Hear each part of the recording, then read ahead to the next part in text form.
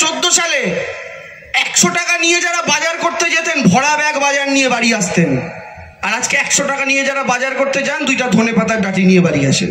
আমি আপনাদের জিজ্ঞেস করতে চাই, নরেন্দ্র মোদী ক্ষমতায় আসার পর থেকে আমাকে আপনাকে কটা রাত্রি শান্তিতে ঘুমোতে দিয়েছে একটু মনে করুন। একটা জিনিস মাথায় রাখবেন, আমরা যদি ধর্ম দেখে ভোট দিই তাহলে কিন্তু ভবিষ্যতে কোনো রাজনৈতিক দলই আর ক্ষমতায় এসে কাজ করবে না। সবাই এটাই জানবে ভগবানের কীর্তন করো আর মানুষ ভোট দিয়ে দেবে। এটা আপনাদের বোঝাতে হবে ভগবানের জায়গা, ধর্মের জায়গা বাড়ির মন্দিরে, বাড়ির ঠাকুর ঘরে, আর রাজনীতির জায়গা, কাজের জায়গা রাজনীতির মঞ্চে। একদিকে মোদিজি দাম বাড়াচ্ছেন, কি অদ্ভুত দেখুন। কেন আমরা এই পেছনে মমতা বন্দ্যোপাধ্যায়ের ছবিটা লাগাই জানেন? কেন আমরা এই দিদির হয়ে ভোট চাই জানেন? দুজনেই দাম বাড়াচ্ছে, মোদিজিও দিদিও, কিন্তু দুজনে দুরকম বাড়াচ্ছে। মোদিজি 450 টাকার গ্যাসটাকে বাড়িয়ে 1200 করছে, আর দিদি 500 লক্ষ্মীর ভান্ডারটাকে বাড়িয়ে 1000 করছে। দুজনেই বাড়াচ্ছে, দুরকম আলাদা আলাদা জায়গায় বাড়াচ্ছে। এই জন্য আমরা এই নেত্রীকে ভালোবাসি, এই নেত্রীর হয়ে ভোট চাই। মমতা বন্দ্যোপাধ্যায় তো দরকার ছিল না ঘোষণা করার যে 500 যারা পেতেন তারা এবার থেকে 1000 পাবেন। এই শুভেন্দু বাবু এতদিন কি বলতো? বলতো লক্ষ্মীর ভান্ডার হচ্ছে ভিক্ষা, মমতা ব্যানার্জি মায়েদের ভিক্ষা দিচ্ছেন। এতদিন ভিক্ষা বললেন, তারপরে কয়েকদিন আগে শুভেন্দু অধিকারী কি বললো? বলে আমরা ক্ষমতা এলে অন্নপূর্ণার ভান্ডার করবো, 2000 টাকা দেবো। তাহলে একদিন গালাগালি করলেন আর এখন বলছেন আমরা এলে 2000 টাকা দেবো, কিন্তু এদের কথায় বিশ্বাস করা যায় না। কেন জানেন মায়েরা? আচ্ছা বলুন তো, বিজেপিকে যদি 2000 টাকা করে দিতে হয়, বিজেপিকে তো রাজ্যে ক্ষমতায় আসার দরকার নেই। কেন্দ্রে তো অলরেডি মোদিজির সরকার আছে, কেন্দ্রীয় সরকার। শুভেন্দু বাবু মোদিজিকে বলুন না যে কেন্দ্রে একটা সরকারি প্রকল্প চালু করতে, নাম অন্নপূর্ণার ভান্ডার, যে কেন্দ্রীয় সরকারি প্রকল্পের মাধ্যমে মায়েরা প্রত্যেকে 2000 টাকা করে পাবে। তাহলে মোদি দেবে 2000, দিদি দেবে 1000, মায়েরা পাবে 3000 টাকা। শুরু করতে বলুন, কেন্দ্রীয় সরকার প্রকল্প শুরু করলে তাহলেই আমরা বিশ্বাস করব আপনারা কোনোদিন রাজ্যে এলেও দিতে, কিন্তু সুযোগ নাই, দিতে পারবে না, ক্ষমতা নাই। আমি আপনাদের এই কথাটাই বলছি এই জায়গা থেকে। মমতা বন্দ্যোপাধ্যায় যে একের পর এক, আজকে বলুন তো, দিদি 2021-এ ক্ষমতা আসার আগে দুটো কথা বলেছিলেন যে আমাকে ভোট দিন, আমি এই দুটো কাজ করব। কি? প্রথম, যতদিন তৃণমূলের সরকার থাকবে ফ্রিতে রেশন পাবেন, 1 পয়সা দিতে হবে না। পাচ্ছেন তো মায়েরা রেশন? পাচ্ছেন তো? জোরে বলুন। আর দিদি আরেকটা কথা বলেছিলেন, আমরা ক্ষমতা এলে লক্ষ্মীর ভান্ডার করব। দিদি লক্ষ্মীর ভান্ডার করেছে তো? তাহলে দিদি যে দুটো বলেছিলেন সেই দুটো কিন্তু দিদি করে দিয়েছে। ওটা আপনাদেরকে খুঁজতে হবে এবং বোঝাতে হবে যে আমরা কাজের পক্ষে আছি, উন্নয়নের পক্ষে আছি, ভাষণের পক্ষে নয়। আর এরপরও যদি দেখা যায় যে বিজেপি জিতেছে, তাহলে দিদি একটা কথা ভাববেন। কি ভাববেন? যে আমি তাহলে বেকার খাটবো কেন, কাজ করব কেন, কি দরকার ফ্রি রেশনের, কি দরকার লক্ষ্মীর ভান্ডারে, কি দরকার আমার 24 ঘন্টা খেটে খেটে মরার।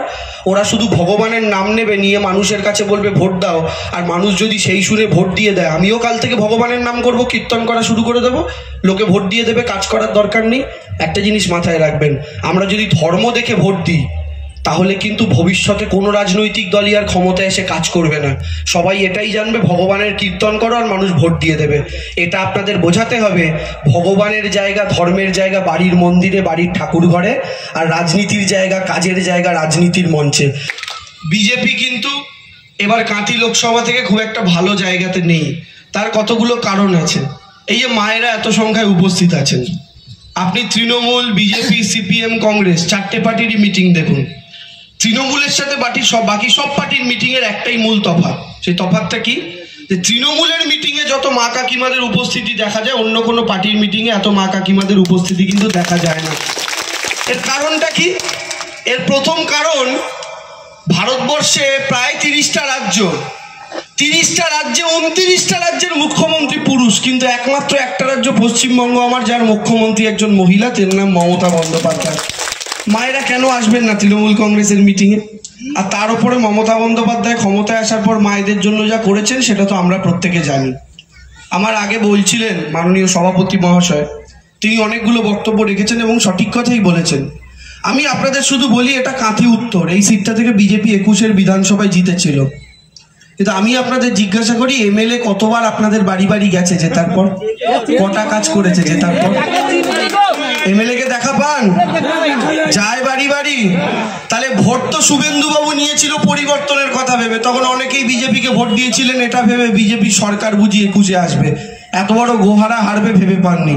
কিন্তু একটা জিনিস মাথায় রাখবেন, এখনো 3 বছর কিন্তু মমতা ব্যানার্জির সরকার আছে এই রাজ্যে, এবং তারপরে 26-এও তিনি আবার মুখ্যমন্ত্রী হবেন ভোটে জিতে। ফলে আপনি লোকসভা নির্বাচনটা তৃণমূলকে জেতালে তৃণমূলের সাংসদ এখানে কাজ করতে পারবেন, তার মাথার উপরে তার রাজ্যের সরকার। ধরে নিলাম কেন্দ্রে আবার বিজেপি এলো, যদিও আমরা বিশ্বাস করি না আসবে, ধরে নিলাম বাই চান্স চলে এলো।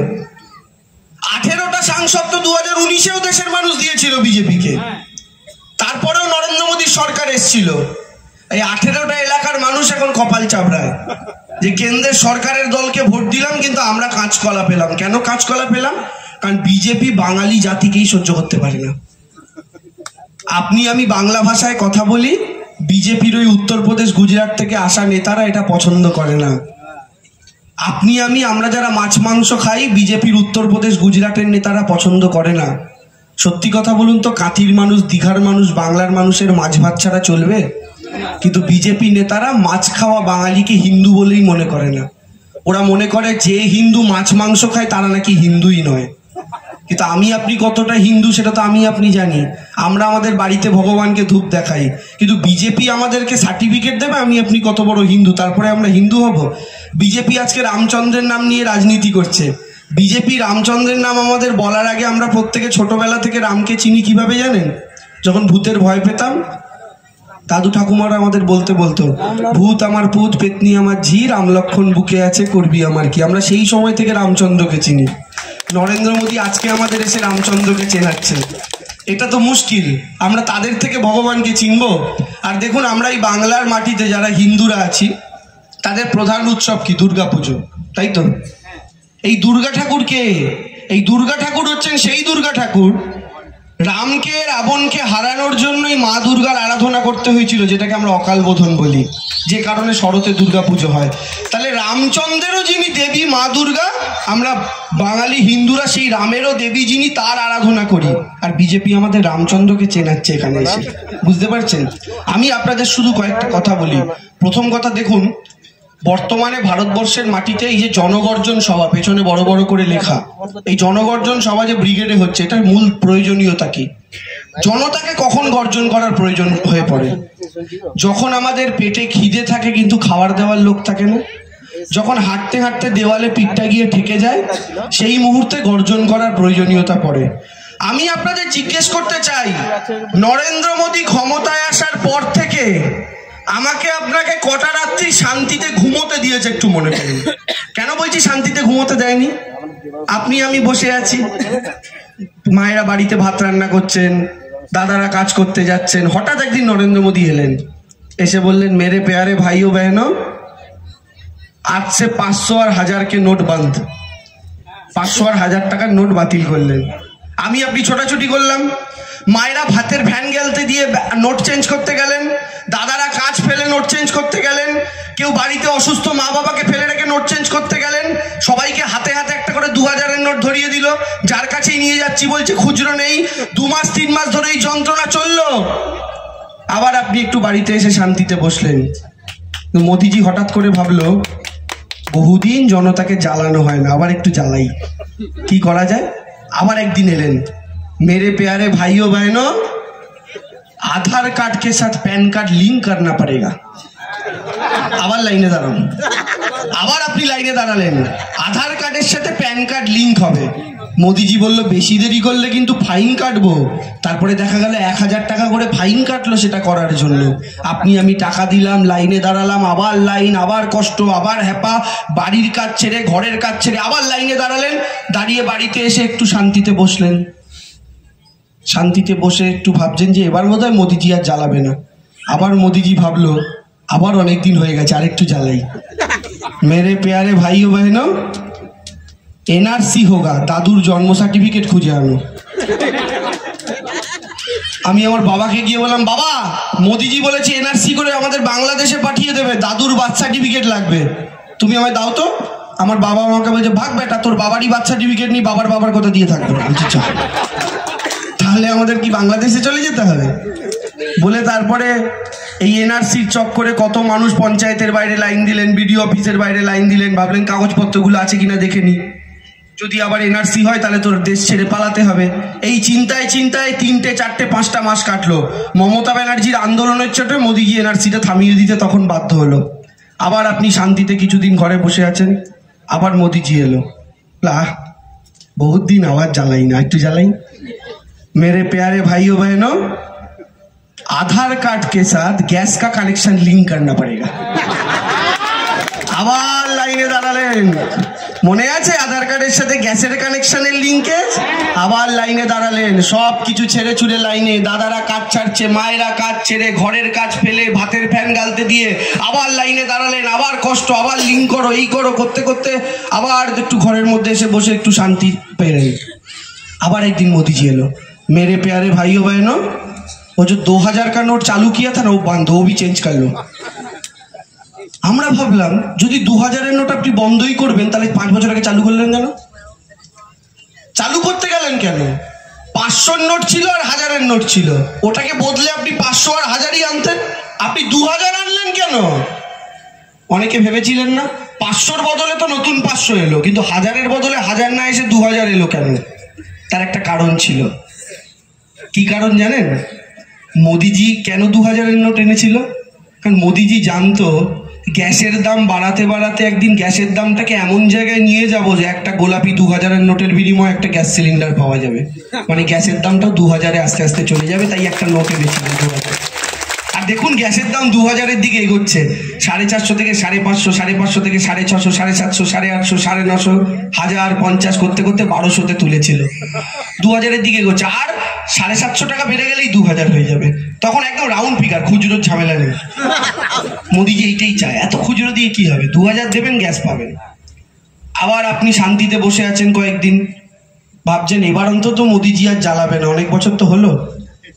এরপরে দেখলেন মোদিজি আর নিজে এসে কিছু বলেনি, হঠাৎ করে সবার বাড়িতে বাড়িতে চিঠি চলে যাচ্ছে, তোমার আধার কার্ড বাতিল।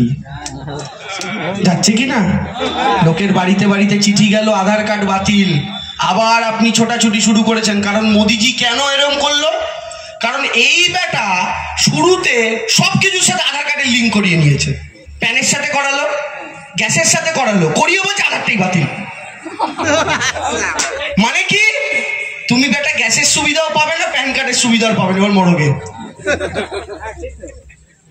সবকিছুর সাথে আধারের লিঙ্ক করিয়ে নিল। পারলে মমতা ব্যানার্জি ঠিকই বলে, পারলে মায়েদেরকে বলে, মায়েরা তোমরা কানের দুল পড়ো না, কানে আধার ঝোলাও। এটাও বলতে পারে কোন দিন এসে। তাহলে আমি আপনি লাইনে দাঁড়িয়ে দাঁড়িয়ে মরলাম। এই যে মোদিজি আপনাকে আমাকে লাইনে দাঁড় করিয়ে করিয়ে মারলো 10 বছর ধরে, তার ফাঁকে মোদিজি কি করলো? মোদিজি কি নিজে লাইনে দাঁড়ালো? মোদিজির বন্ধুরা লাইনে দাঁড়ালো না। আপনি আমি যখন লাইনে দাঁড়িয়ে দাঁড়িয়ে মরলাম, মোদিজি তখন প্লেনে করে আমেরিকা গেল, তারপরের দিন রাশিয়া গেল, তারপরের দিন চীনে গেল, তারপরের দিন জাপান গেল। মোদিজি বিদেশে ঘুরে ফুর্তি করে বেড়ালো, আমি আপনি লাইনে দাঁড়িয়ে দাঁড়িয়ে মরলাম। এটা হচ্ছে নরেন্দ্র মোদীর 10 বছরের সরকারকে আমায় যদি সংক্ষিপ্ত আকারে বলতে বলেন, এটাই হচ্ছে নরেন্দ্র মোদীর আচ্ছে দিন। আচ্ছে দিনে মোদিজি এটাই বলেছিল যে অনেক ভুঁড়ি বাড়িয়ে ফেলেছো, এবার লাইনে দাঁড়িয়ে দাঁড়িয়ে একটু ভুঁড়ি কমাও। এইটা নরেন্দ্র মোদীর 10 বছরের রাজনীতি। তার উল্টো দিকে শুধু তো এই রাজনীতি নয়, আপনারা বলুন 2014 সালে 100 টাকা নিয়ে যারা বাজার করতে যেতেন, ভরা ব্যাগ বাজার নিয়ে বাড়ি আসতেন। আর আজকে 100 টাকা নিয়ে যারা বাজার করতে যান, 2টা ধনেপাতার ডাঁটি নিয়ে বাড়ি আসেন। এর বেশি কিছু জোটে না।